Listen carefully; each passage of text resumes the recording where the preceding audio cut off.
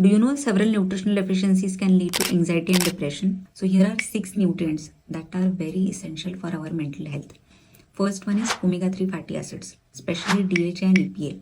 These are important for normal functioning of our brain. So if you have low levels of omega-3 or if you have deficiency, then it may lead to anxiety, depression, mood disorders, or even memory loss. Then second, vitamin D3. Vitamin D3 works as a hormone in our body. It plays important role in brain function and hormone regulation. So if you have low levels of vitamin D3, it can cause insomnia, low mood and depression. Then third, B vitamins, especially vitamin B6, B12 and B9. So these nutrients are important for brain function and synthesis of neurotransmitters such as dopamine and serotonin, which are feel-good hormones. So if you have low levels or deficiency of these vitamins, it can lead to mood disorders, anxiety and depression. Then next one is magnesium. Magnesium is also extremely important for our brain health. It is important for mood regulation and boosting feel-good hormones. So if you don't consume enough magnesium in your diet, it can lead to low mood, anxiety and depression.